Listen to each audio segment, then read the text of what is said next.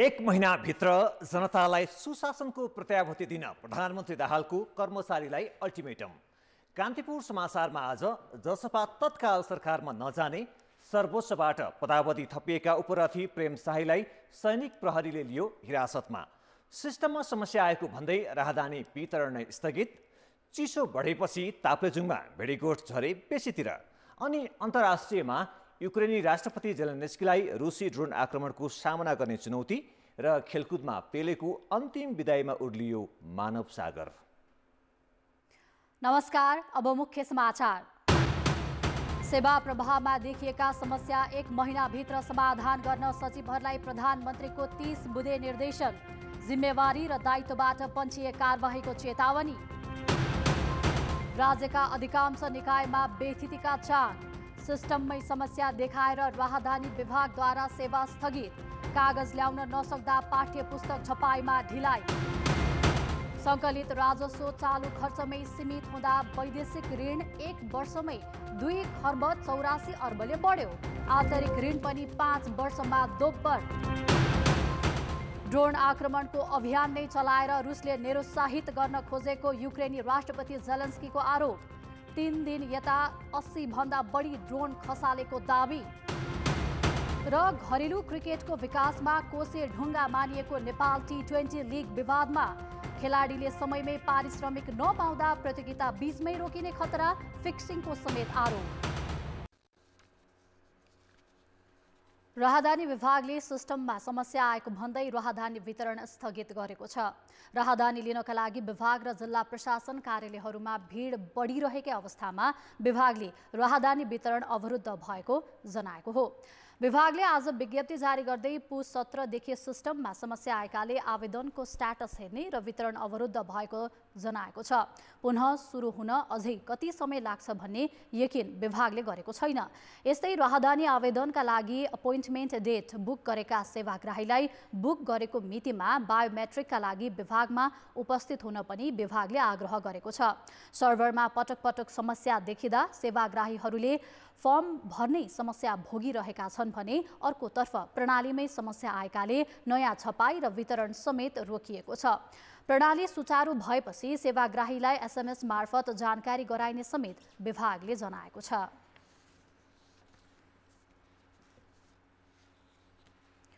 प्रधानमन्त्री पुष्पकमल दाहालले जनताले दैनिक सेवा लिँदा लाइन बस्नुपर्ने अवस्था एक महिनाभित्र अन्त्य गर्न निर्देशन दिएका छन्। 2 दिन कुरा सुनेपछि सबै मन्त्रालयका सचिवलाई 30 बुँदे निर्देशन दिएका दाहालले 3 महिनाभित्र परिणाम देखाउन भनेका हुन्। राहदानी, राष्ट्रिय परिचय पत्र, सवारी लाइसेन्स र अस्पताल लगायतका सेवामा लाइन बस्नुपर्ने शास्ति कायमै रहे 1 महिनापछि जिम्मेवारी पदाधिकारीलाई नै कारबाही गर्ने चेतावनी दिएका प्रधानमन्त्रीले नीतिदेखि विकासका काममा समस्याको फेहरिस्त पेश गरे। तेस्रो पटक सरकारको नेतृत्वमा पुगेका प्रधानमन्त्री दाहालले नीतिगत समस्याको जिम्मा आफूले लिने तर कर्मचारीले कामको परिणाम देखाउनु पर्ने शर्त राखेका छन्।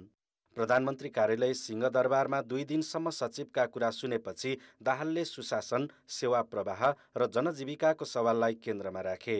मुलुकलाई रूपान्तरण गर्न कर्मचारी प्रशासनको भूमिका महत्त्वपूर्ण हुने भनेका उनले जिम्मेवारीबाट नपन्चिन निर्देशन दिए।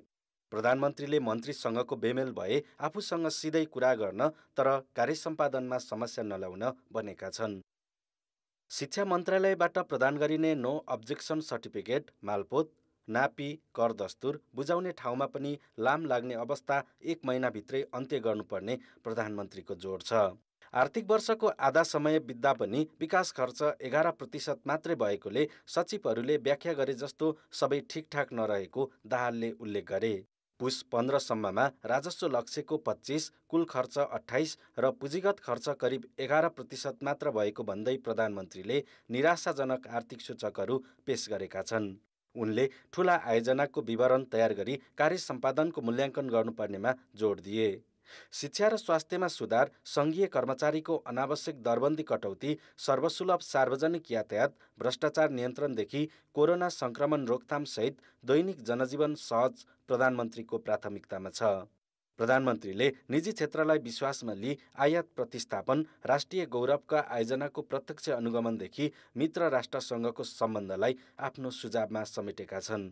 वैदेशिक रोजगारीका समस्या समाधानका लागि तत्काल नीतिगत व्यवस्था गर्नुपर्ने भनेका प्रधानमन्त्री दाहालले कार्यालयको काम छाडेर गोष्ठी र सेमिनारमा नजान पनि कर्मचारीलाई निर्देशन दिए।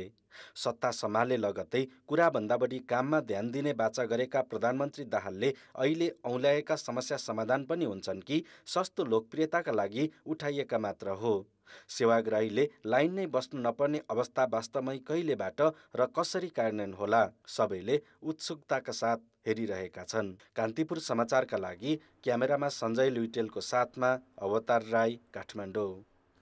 उपप्रधान भौतिक पूर्वाधार तथा यातायात मन्त्री नारायण काजी श्रेष्ठले छिट्टै नै यातायात व्यवस्था सेवा सुधार कार्य योजना ल्याउने बताएका छन्।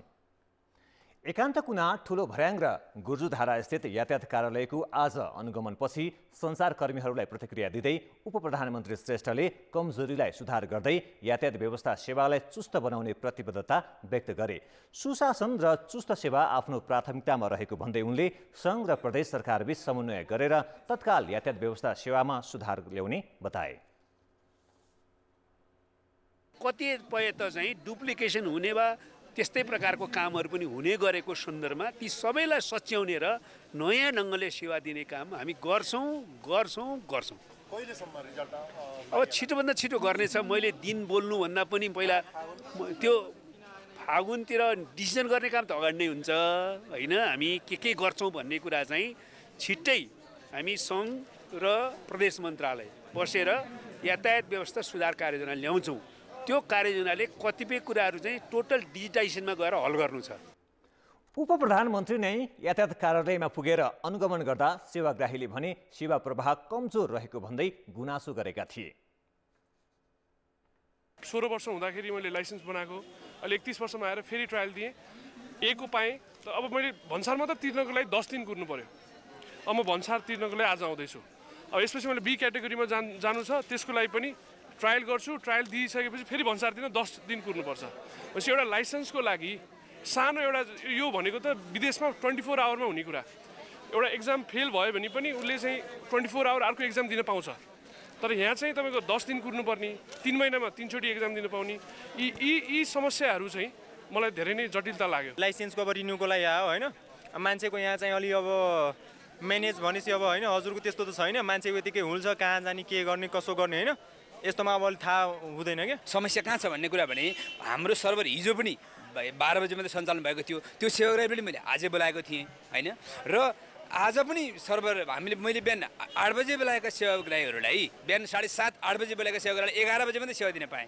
भनिसकेपछि हिजोको भार र आजको सर्भरको 11 बजे डिले, यही कारणले गर्दाखेरि चाहिँ आज यति भिडभाड देखिएको।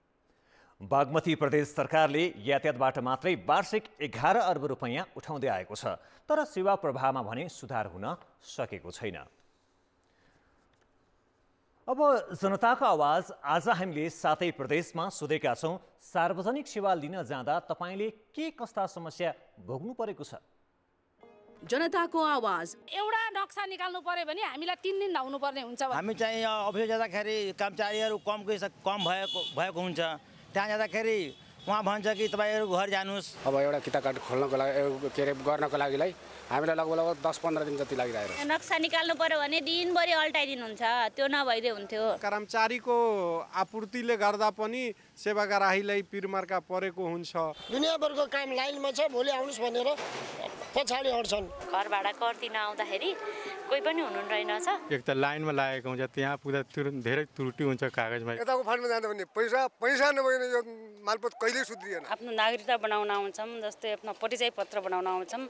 2-3 दिनसम्म हामी के अरे घरबाट 8-7 बजे निस्केर आउँछन् घरबाट। अगाडि पैसा नबढ्दासम्म त्यो फाइल पनि बढ्दैन के। कर्मचारीको लापरवाहीका कारणले जनताले साह्रै चाहिँ दुःख पाएको अवस्था हो बर्दिया जिल्लामा। त्यति टाढामा आउनुपर्छ, यहाँ लाइन लाग्नुपर्छ, कति गाह्रो छ। 1 घन्टामा हुने कामलाई 1-2 दिन लगाइदिनुहुन्छ। एउटा सानो कामको लागि पनि दिनभरि त्यहाँ घुमिरहेको अवस्था। हामी पासपोर्टहरू बनाउनको लागि नै धेरै नै शास्ति भोगिरहेको छ। कतिखेर चाहिँ नेट चलेर भन्ने कुरा गर्नुहुन्छ, कतिखेर फर्मै खुल्याएन भन्ने कुरा गर्नुहुन्छ। आफ्नो पहुँचको व्यक्तिहरूलाई चाहिँ अगाडि काम सार्ने पासपोर्टहरू उहरूको लिँदाखेरि त 2 महिनापछि मात्रै एउटा पालो आउँछ। पासपोर्टका कुराहरू छन्, राष्ट्रिय परिचय पत्रका कुराहरू छन्, त्यसमा चाहिँ अलि सुस्त अवस्था छैन।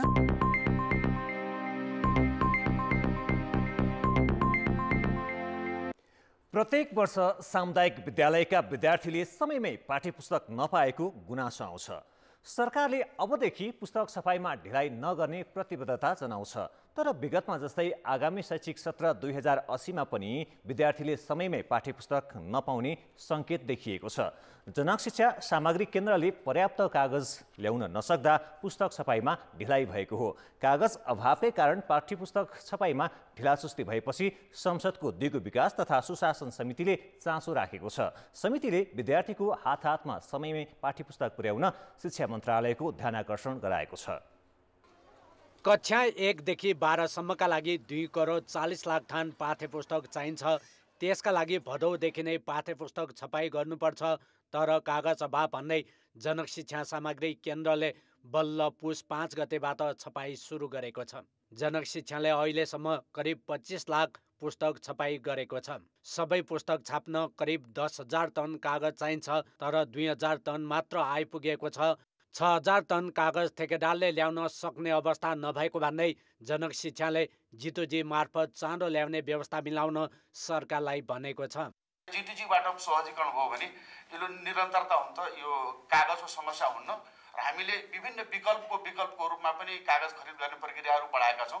त्यसले गर्दाखेरि यस वर्ष कागज आपूर्तिमा त्यति समस्या नहोला भन्ने माननीय सभापतिले मैले आग्रह गर्न चाहन्छु। समयमा कागजको टेन्डर गरेको त्यो कागज समयमा ल्याउन नसकेर 3वटा आपूर्तिकर्ता कम्पनीसँग जरिवाना लिएर फेरि टाइम एक्सटेन्सन गरेर अहिले चाहिँ गरिराख्नु भएको छ।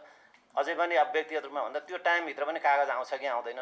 हरेक वर्ष जस्तै आगामी वर्ष पनि पुस्तक अभाव हुने देखिएपछि सङ्घीय संसदको दिगो विकास तथा सुशासन समितिले चासो राखेको छ। यो वा त्यो बहानामा पुस्तक छपाईमा ढिलाइ नगर्न समितिले भनेको छ। सांसदहरूले पनि कागज उद्योग स्थापना गरी दिगो समाधान खोज्नुपर्नेमा जोड दिएका छन्। सरकारलाई यो त्यो बहानामा छुट छैन, अब यो गर्न सकिएन, भएन, त्यो भएन, मेसिनको कुरा, कागजको कुरा, अरू कुराहरूलाई समस्या देखाएर चाहिँ अब यो छुट पाइनेवाला छैन। त्यही भएर हामीले समयमै खबरदारी गऱ्यौँ, समयमै ध्यानाकर्षण गरायौँ। औद्योगिक उत्पादनबाट धेरै हामीले रोजगारी पनि सिर्जना गर्न सक्थ्यौँ कागज नेपालमा उत्पादन गर्ने हो भने। समयमै पाठ्यपुस्तक नपाउँदा विद्यार्थीको शिक्षण सिकाइ र परीक्षामा समेत गम्भीर असर पर्छ।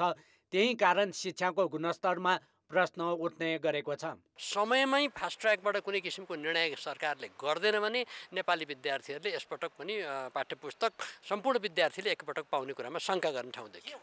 नयाँ शैक्षिक सत्रको सुरुमै विद्यार्थीको हातमा पाठ्यपुस्तक पुर्याउनेतर्फ सरकार गम्भीर देखिएको छैन।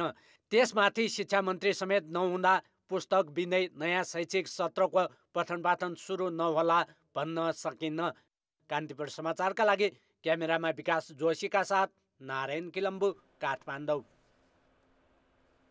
अब जनमतको अन्तिम परिणाम। जनमतमा हिजो हाम्रो प्रश्न थियो, प्रदेश सभाका प्राथमिकता के हुनुपर्छ? ए, कानुन निर्माण र कार्यान्वयन, बी, सङ्घ र स्थानीय तहसँग समन्वय, र सी, जनसरोकारका विषय सम्बोधन। जनमतको अन्तिम परिणाम यस्तो छ। ए, कानुन निर्माण र कार्यान्वयनमा 20%, बी, सङ्घ र स्थानीय तहसँग समन्वयमा 10% र सी, जनसरोकारका विषय सम्बोधनमा 70% मत प्राप्त भएको छ। अब आजको प्रश्न। जनमत हाम्रो प्रश्न छ, सामुदायिक विद्यालयको पाठ्यपुस्तक समयमा छाप्न नसक्नुलाई के भन्ने? ए, जनक शिक्षाको लापरवाही, बी, सरकारको बेवास्ता र सी, कमिसनको खेल।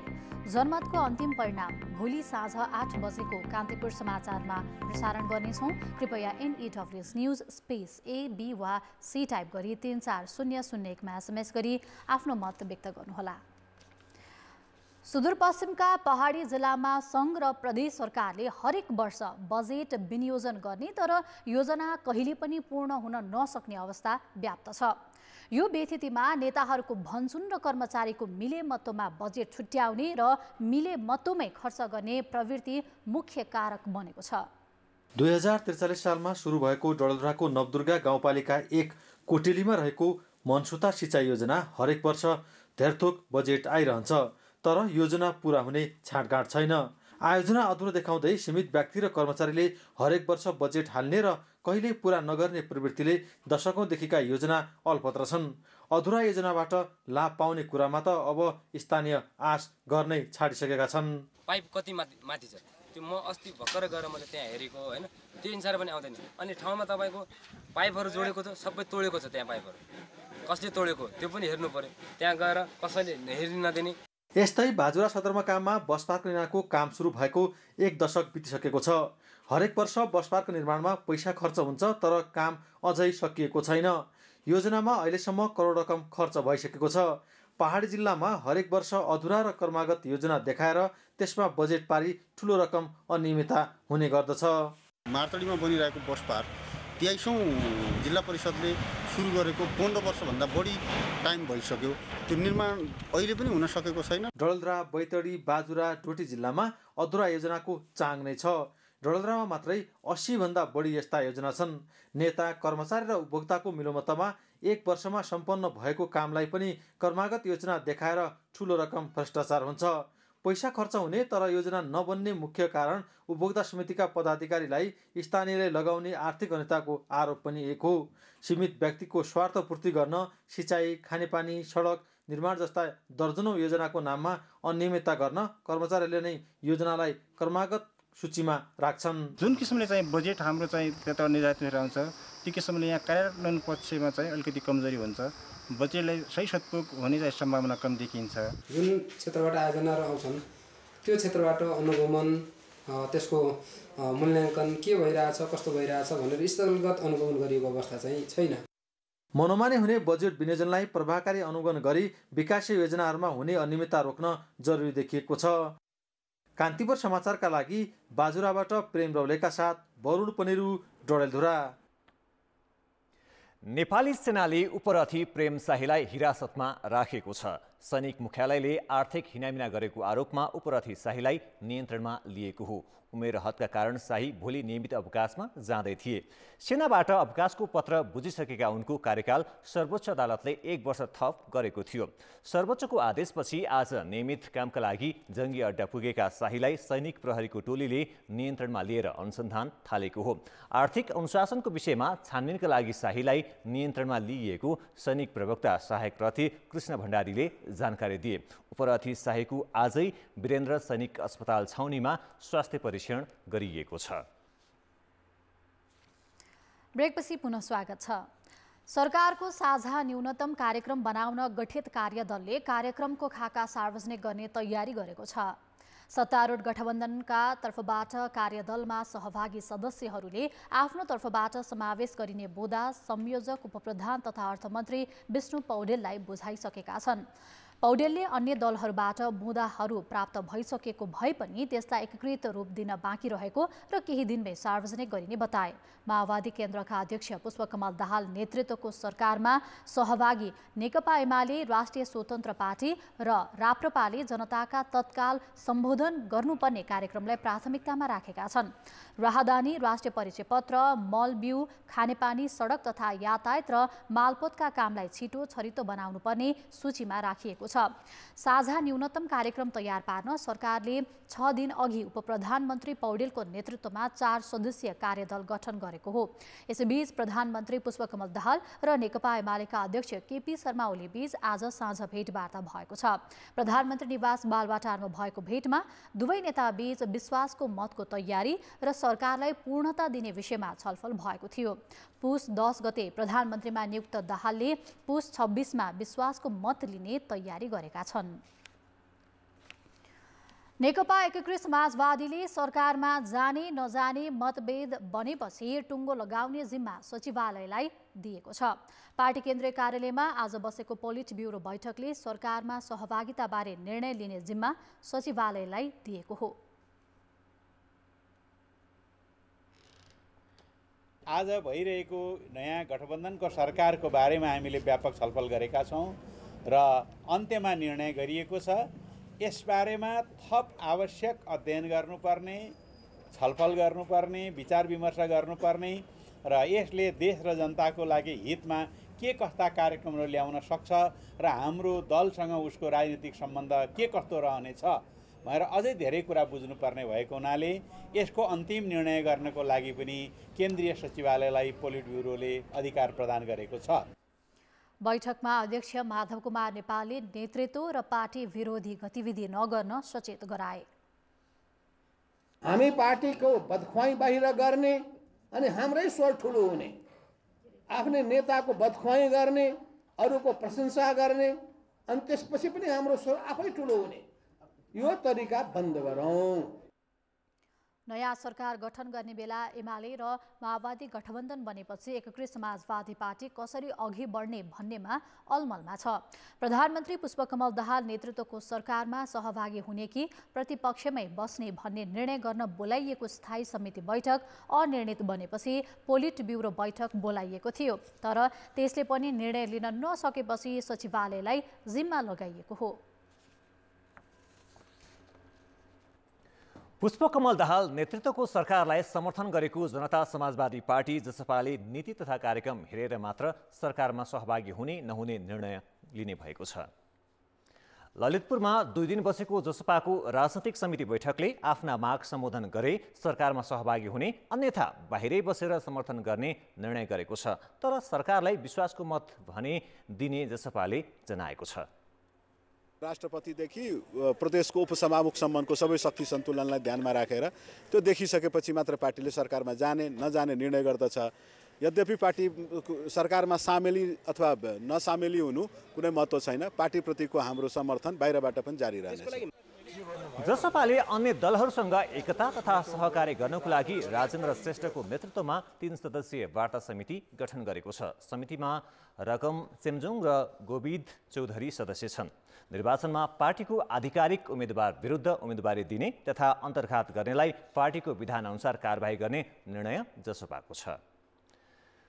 टुटफुट र विभाजनको शिकार बनेका जनता समाजवादी र एकीकृत समाजवादी पार्टीले मङ्सिर 4 को चुनावमा अपेक्षाकृत नतिजा ल्याएनन्। अहिले यी दुवै दलभित्र सहकार्य र एकीकरणको बहस सुरु भएको छ। एकीकृत समाजवादीले चुनाव अघि आफूसँग रहेको 24 सिट बचाउन सकेन। जनता समाजवादी पार्टीका अध्यक्ष उपेन्द्र यादव पराजित बने। उनको दल 16 सिटबाट खुम्चिएर 12 मा झर्यो। मंगलबार सम्पन्न बैठकबाट दुवै पार्टीले एकीकरणका लागि खुल्ला रहने निष्कर्ष निकालेका छन्।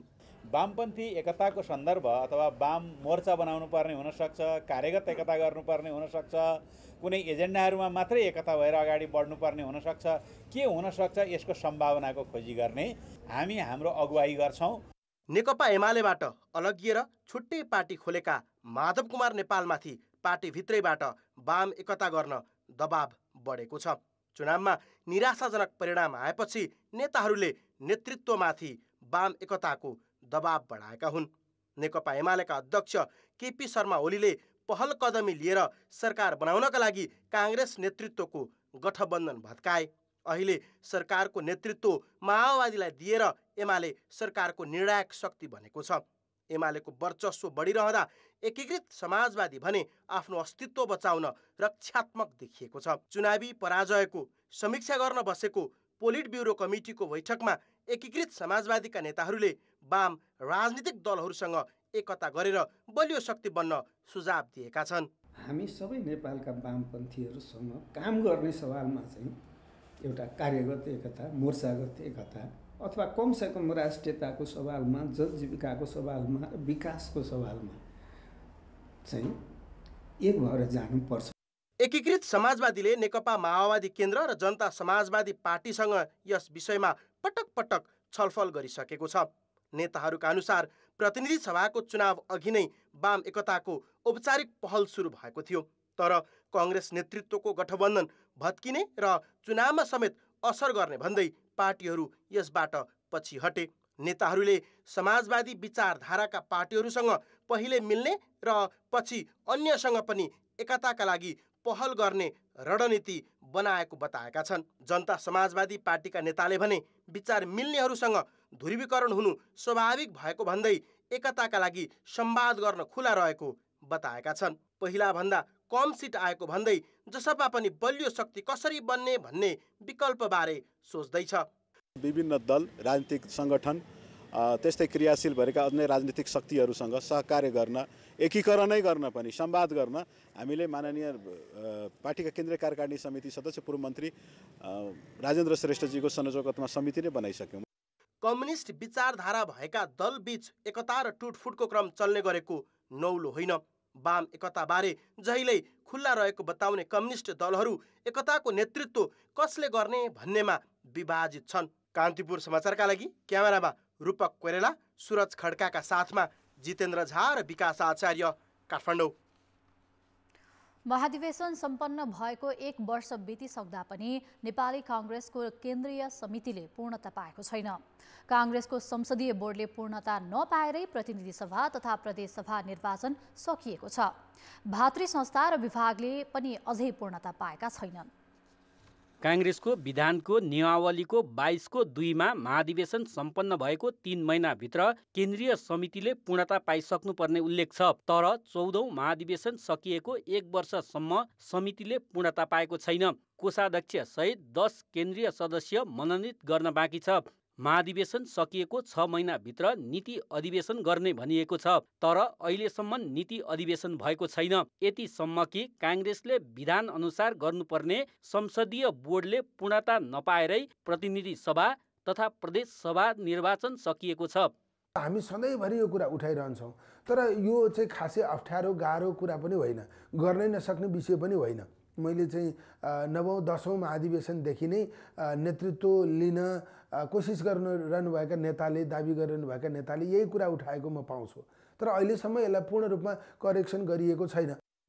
केन्द्रीय कार्य सम्पादन समिति, भातृ तथा शुभेच्छुक संस्था तथा विभागले अझै पूर्णता पाएका छैनन्। पार्टी पुरानै पद्धतिमा चलेको भन्दै कतिपय केन्द्रीय सदस्यले पार्टी सभापति देउबाप्रति आक्रोश पोखेका छन्। पार्टीले विधि र विधानसम्म चल्ने बाटो नै लिएन। तपाईँले हेर्नुहोस् न, भर्खरै यत्रो निर्वाचन सम्पन्न भयो, संसदीय बोर्ड नै बनेन, बोर्ड नै नबनिकन सिध्याए होइन। यत्रो विभागहरू नै बनेका छैन, भातृ संस्थाहरू अल्पत्र छन्। पार्टीमा जुन किसिमको परिवर्तन आउनु पर्यो त्यो कुरा आउन सकेन। 14औं महाधिवेशन पछि पार्टी स्थानीय तह, प्रतिनिधि सभा र प्रदेश सभा निर्वाचनमा केन्द्रित हुन परेकाले विधान अनुसार काम गर्न नसकेको संस्थापन पक्षका नेताहरूको तर्क छ। हामी यो बिचमा भएका कमी कमजोरी र बिचमा भएका राम्रा काम दुईटैको गम्भीर रूपमा समीक्षा गर्छौँ। पार्टीमा निर्ममतापूर्वक यसको चाहिँ छलफल गरेर एउटा निचोडमा पुर्याउँछौँ। त्यसपछि काङ्ग्रेसका बाँकी भएका विभागहरू पनि गठन हुनेछन्। त्यसपछिबाट तपाईँले भने नीति महाधिवेशनको निमित्त तोकिनेछ। पुस 22 गते बस्ने केन्द्रीय समितिको बैठकमा नीति महाधिवेशनबारे छलफल हुने काङ्ग्रेसको सूचीमा छ। महाधिवेशन सकिएको वर्ष दिनसम्म पार्टी विधान अनुसार नचल्दा सङ्गठनात्मक संरचना मात्र कमजोर भएको छैन, पार्टीको आन्तरिक लोकतन्त्रमाथि नै प्रश्न उठेको छ। कान्तिपुर समाचारका लागि क्यामेरामा विनोद कोजुका साथ पर्वतराज घिमिरे, काठमाडौँ। काठमाडौँ महानगर प्रमुख बालेन्द्र शाह निर्वाचन आयोगले तोकेको जरिवानाबाट बचाउ खोज्दै सर्वोच्च अदालत पुगेका छन्। महानगर प्रमुख शाहले निर्वाचन खर्च विवरण समयमै नबुझाएको र आगामी फागुनभित्र जरिवाना नतिरे पदबाटै हट्नुपर्ने भनेर निर्वाचन आयोगले निर्णय गरेपछि उनी अन्तरिम आदेश माग गर्दै सर्वोच्च पुगेका हुन्। शाहले निर्वाचन सकिएको 30 दिनभित्र बुझाउनुपर्ने निर्वाचन खर्च विवरण नपठाएको भन्दै आयोगले जरिवाना लिने निर्णय गरेको थियो। त्यसपछि मङ्सिर अन्तिममा उनले आयोगमा जरिवाना मिनाहा गर्न आग्रह गर्दै निवेदन दिएका थिए। आयोगले मिनाहा गर्न नसक्ने जवाफ दिएपछि शाहले आज सर्वोच्च अदालतको संवैधानिक इजलासमा निवेदन दिएका हुन्। निर्वाचन कानुन अनुसार परिणाम घोषणा भएको 30 दिनभित्र चुनावी खर्चको विवरण बुझाउनु पर्ने व्यवस्था छ, तर काठमाडौँ महानगर प्रमुख शाहले आयोग समक्ष खर्च विवरण बुझाउन ढिला गरेका थिए। आयोगले भदौ 31 मा सार्वजनिक सूचना जारी गर्दै खर्च विवरण नबुझाउने उम्मेदवारलाई 6 महिनाभित्र जरिवाना तिर्न निर्देशन दिएको थियो। आयोगको निर्णय अनुसार शाहले 7,50,000 जरिवाना तिर्नुपर्नेछ। अर्थ र विकास। वैदेशिक मुद्रा सञ्चितसँगै राजस्व घटेर ऋण तिर्ने क्षमता घटिरहेकै बेला मुलुकको ऋण 1 वर्षमा 2 खर्ब 84 अर्बले बढेको छ। देशमा सङ्कलित राजस्व, कर्मचारीको तलब भत्ता लगायत अन्य चालु खर्चमा सीमित हुने र विकासमा दाताको अनुदान र ऋणमा भर पर्दा वैदेशिक ऋण बढ्दै गएको देखिएको हो। अर्थ मन्त्रालयका अनुसार गत वर्षको असोजसम्म 17 खर्ब 23 अर्ब रहेको ऋण अहिले 16% बढेर 20 खर्ब 7 अर्ब पुगेको छ। कुल गृहस्थ उत्पादनको तुलनामा ऋण 41% पुगेको छ। गत वर्षको असोजसम्म 9 खर्ब 49 अर्ब रहेको बाहिर ऋण अहिले 1 खर्बले बढेर 10 खर्ब 50 अर्ब पुगेको छ। यता बाहिर ऋणको तुलनामा आन्तरिक ऋण झनै बढेको देखिएको छ।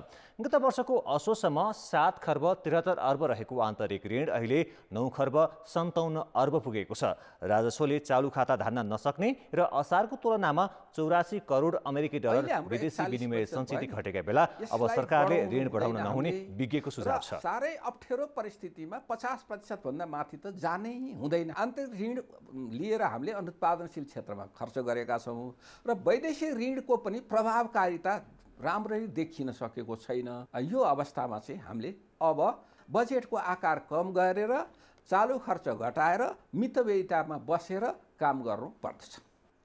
कुल जनसङ्ख्या 2,91,92,480लाई नेपालको सार्वजनिक ऋण भाग लगाउने हो भने अहिले एक व्यक्तिलाई 68,779 रुपैयाँ पुगेको छ, जुन गत वर्ष 59,523 रुपैयाँ थियो। 5 वर्ष अघि भने मुलुकको कुल ऋण 10 खर्ब 47 अर्ब मात्रै थियो। 5 वर्षमा झन्डै दोब्बरले बढेको आन्तरिक ऋण अनुत्पादक क्षेत्रमा खर्च भएको छ भने विदेशी ऋण लिएर अघि बढाइएका आयोजना पनि प्रभावकारी नभएका कारण ऋण बढ्दा पनि अर्थतन्त्रमा खासै योगदान पुग्न सकेको छैन। नयाँ सरकार गठन भएसँगै चालु पुँजी कर्जामा केही लचकता हुने सङ्केत देखाएपछि व्यवसायीको आन्दोलन मत्थर भएको छ। नेपाल राष्ट्र बैंकका गभर्नरसँगको भेटघाटमा व्यवसायीले चालु पुँजी कर्जाको पुनर्तालिकीकरण हुने आश्वासन पाएपछि व्यवसायी केही शान्त भएका हुन्। यद्यपि ब्याज दर कम गर्ने विषयमा भने राष्ट्र बैंकले कुनै सङ्केत दिएको छैन। बैंकको चर्को ब्याज र कार्तिकदेखि लागू भएको चालु पुँजी कर्जाको मार्गदर्शनलाई लिएर व्यवसायी 4 महिनादेखि आन्दोलित थिए। तर नयाँ अर्थमन्त्रीबाट माग सम्बोधन गर्ने आश्वासन र गभर्नरसँगको भेटवार्ता सकारात्मक बनेपछि व्यवसायीले आन्दोलनलाई मत्थर पारेका हुन्। कार्तिक 1 गतेदेखि लागू हुने 2 करोडभन्दा माथिलाई जुन 25% दिने भन्ने कुरा छ नि, त्यसलाई चाहिँ अलिकति रिसेड्युलिङ गर्ने र चाहिँ यसलाई चाहिँ अलिकति धकेर लग्ने चाहिँ मैले त कार्तिक 1 गतेदेखि लागू हुने गरी 3 वर्षसम्मको लागि आग्रह गरेको थिएँ। तर गभर्नरज्यूले चाहिँ करिब हामी हेरेर 2 वर्ष हुन्छ कि के हुन्छ, रिसेड्युलिङ चाहिँ गर्छु भन्ने कुरा उहाँबाट हामीले आश्वासन पाएको छौँ। त्यसो त नेपाल उद्योग वाणिज्य महासङ्घ र चेम्बर अफ कमर्सले चुनावका बेला नै आन्दोलन रोक्न व्यवसायीलाई आग्रह गरेका थिए। तर त्यसबेला जिल्लाका व्यवसायी असन्तुष्ट बनेका थिए। अहिले भने जिल्लाका व्यवसायी पनि शान्त देखिएका छन्। तर 28 गतेसम्म माग सम्बोधन नभए आन्दोलनलाई निरन्तरता दिने तयारीमा उनीहरू छन्। अर्थमन्त्रीज्यूले बोलाउनु भएको थियो र हामी वार्ता गर्न गएका थियौँ। त्यहाँ अर्थ मन्त्रालयको दुईजना सचिव नै हुनुहुन्थ्यो र राष्ट्र ब्याङ्कको गभर्नर पनि हुनुहुन्थ्यो। उहाँहरू बिच हाम्रो छलफल हुँदाखेरि उहाँहरूको अगाडि अर्थमन्त्रीज्यूले हामीलाई आश्वासन दिनुभएको छ, यो पुष मसान्तभन्दा अगाडि हामी केही न केही हामी सम्बोधन गर्नेछौँ तपाईँहरूको मागको बारेमा भनेर भन्नुभयो। र 27 गतेसम्म पनि केही नआएको खण्डमा चाहिँ फेरि 28 गते हामी के कसो गरेर आन्दोलन अगाडि बढाउने भन्ने कुरा हाम्रो साथीहरू हाम्रो सङ्घ संस्थाहरूसँग सहमति भएको छ। व्यवसायीका माग सम्बोधन हुने गरी अहिलेसम्म राष्ट्र बैंकले कुनै निर्देशन जारी गरेको छैन। तर पनि चालु पुँजी कर्जामा केही लचक हुने अपेक्षा भने व्यवसायीको देखिन्छ। कीर्तिपुरमा स्थापना गरिएको सहकालका देवता मछिन्द्रनाथ र शक्ति स्वरूपा कन्या याक मिसाको मूर्ति हटाउन माग गर्दै आज ललितपुर महानगरपालिकामा ज्ञापन पत्र बुझाइएको छ।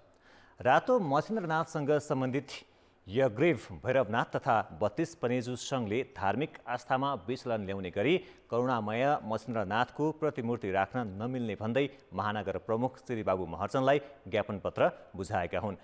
यसअघि सङ्घले पुरातत्व विभाग, संस्कृति मन्त्रालय र जिल्ला प्रशासन कार्यालयलाई समेत ज्ञापन पत्र बुझाएका थिए। मछिन्द्रनाथको जात्रासँग सम्बन्धित त्रिशक्ति स्वरूपा बालकुमारी मलिनी तथा याकमिसा मध्य कीर्तिपुरको शक्ति स्वरूपा याकमिसालाई मछिन्द्रनाथको प्रेमिका भएको भ्रामक प्रचार गरिएको र करुणामयको प्रतिमूर्ति स्थापनाले क्लेश उत्पन्न गराएको पानेजु सङ्घको निष्कर्ष छ। प्रतिमूर्ति स्थापनाको विरोध गर्दै प्रत्येक वर्ष जात्राका अवसरमा कीर्तिपुरमा प्रसाद लैजाने कार्य समेत बन्द गर्ने सङ्घले जनाएको छ। ललितपुर महानगर प्रमुख महर्जनले यस विषयलाई गम्भीरतापूर्वक लिएको जनाएका छन्। मानिसको जीवनशैली मौसम अनुसार परिवर्तन हुन्छ। नेपालका कतिपय स्थानमा गर्मीको समयमा उच्च क्षेत्रमा जाने र हिउँदमा बेसी झर्ने चलन छ। अहिले लेकमा चिसो बढेर हिउँ पर्न थालेपछि घुमन्ते शैलीमा पशुपालन गर्नेहरू बेसी झर्न थालेका छन्। ताप्लेजुङको उच्च क्षेत्रमा भेडा चराउन पुगेकाहरू अहिले तल्लो तहमा झरेका छन्।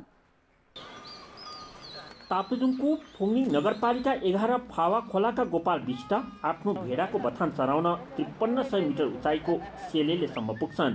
घुमन्ते शैलीमा भेडा लिएर हिँड्ने उनी लेकाली क्षेत्रमा चिसो बढेसँगै यति बेला औल क्षेत्रमा रहेको आफ्नै बस्ती फावा खोला पुगेका छन्। फक्तालुङ 5 देखि 5 को यो सिङ्खोप साइड जान्छ, रामजेर भयो, सेलेले, तोलुङ पाङतिर भयो। ताप्लेजुङ सहितका हिमाली जिल्लामा चौरी, भेडा जस्ता पशु चौपाया यसरी नै डुलाएर पाल्ने चलन छ। घाँस पुर्याउन नसकिने भएकाले एकै ठाउँमा राखेर वा बाँधेर पाल्न सम्भव छैन।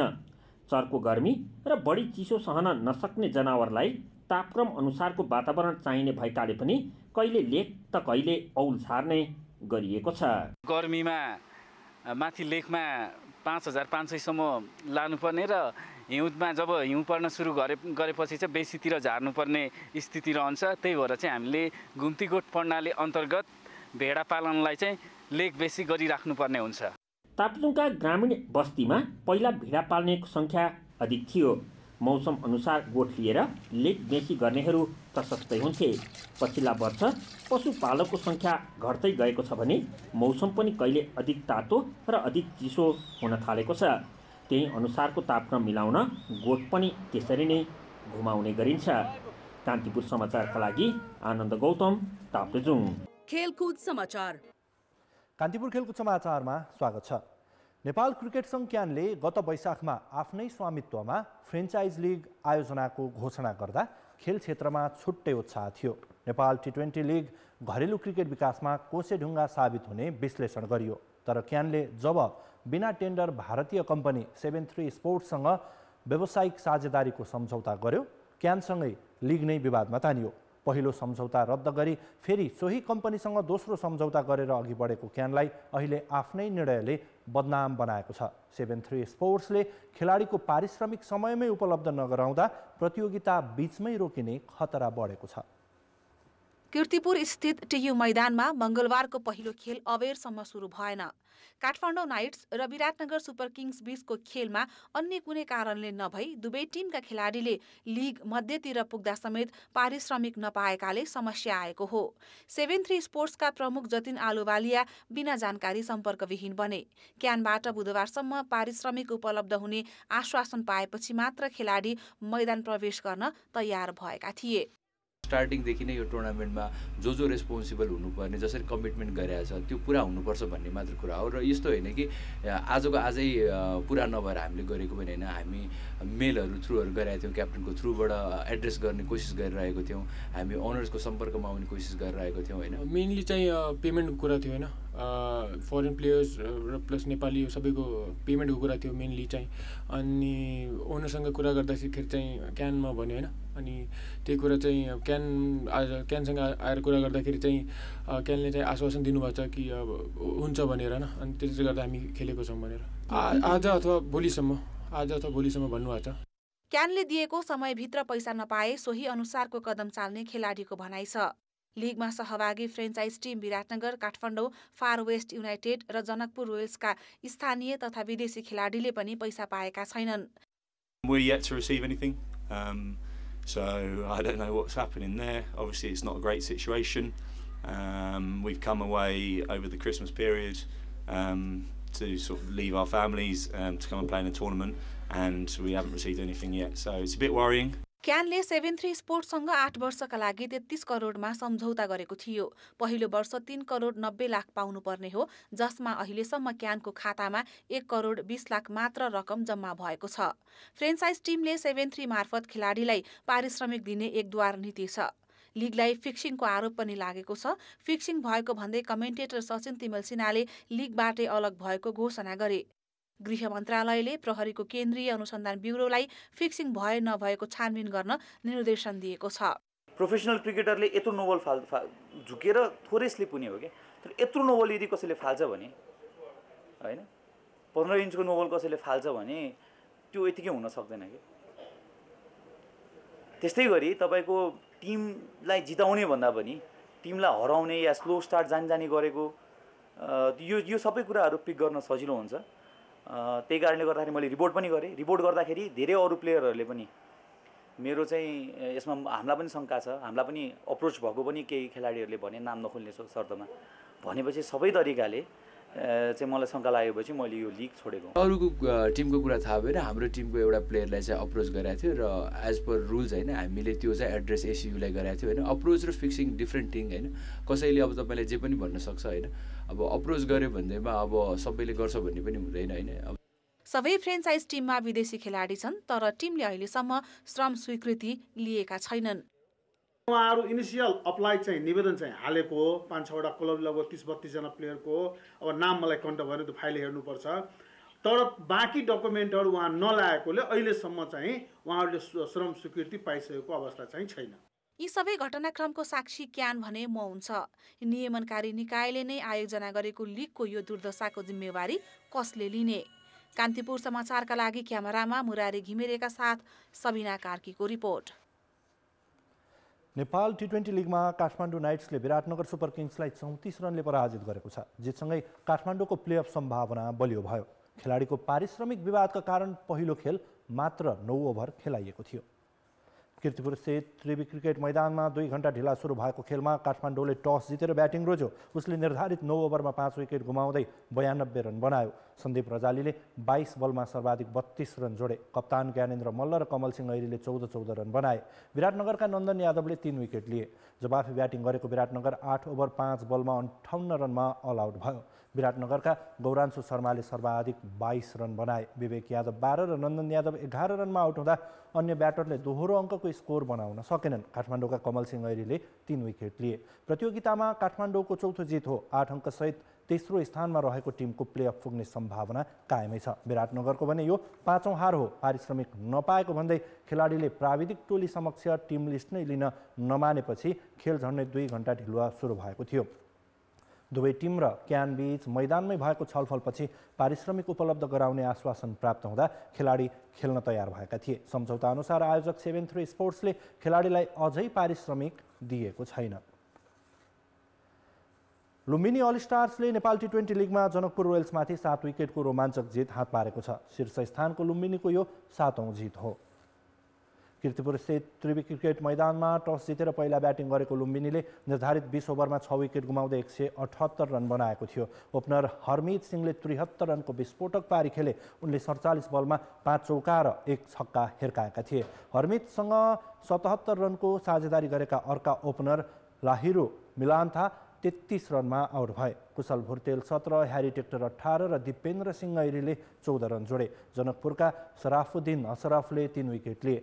179 रनको विजयी लक्ष्य पछ्याएको जनकपुर निर्धारित 20 ओभरमा 5 विकेट गुमाउँदै 153 रनमा समेटियो। चार्डविक वाल्टनले 36 बलमा 3 चौका र 4 छक्का सहित 59 रनको नटआउट पारी खेले पनि हार टार्न सकेनन्। अन्तिम ओभरमा 18 रन आवश्यक रहँदा जनकपुर विरुद्ध बलर किशोर महतोले 9 रन मात्र खर्चिएका थिए। यसअघि ट्रेभन ग्रिफिथ र सराफुद्दिन अशरफ र सन्दीप जोराले समान 26-26 रन बनाएका थिए। टेक्टर र विपुल शर्माले 2-2 विकेट लिए। जितसँगै लुम्बिनीले 8 खेलमा 7 जितसहित 14 अङ्क बनाएको छ।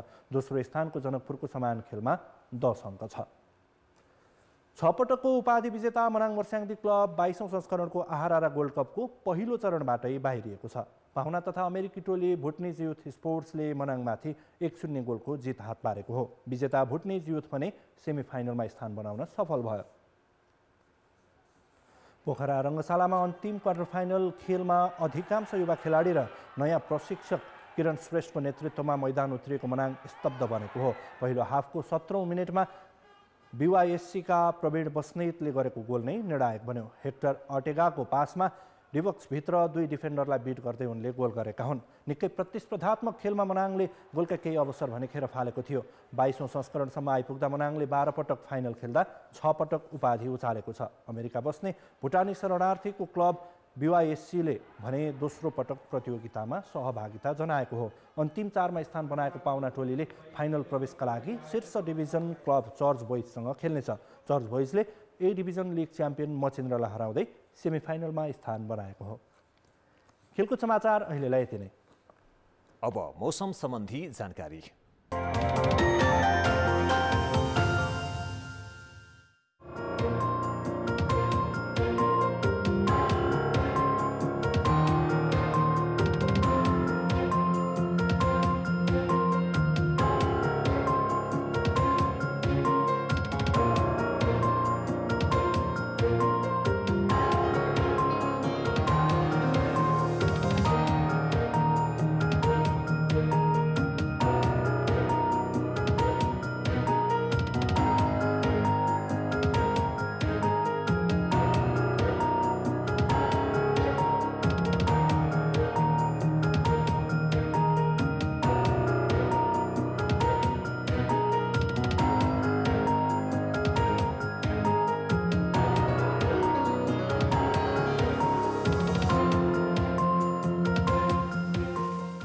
कान्तिपुर समाचार अहिलेलाई सकियो। कान्तिपुर टेलिभिजन हेर्दै गर्नुहोला।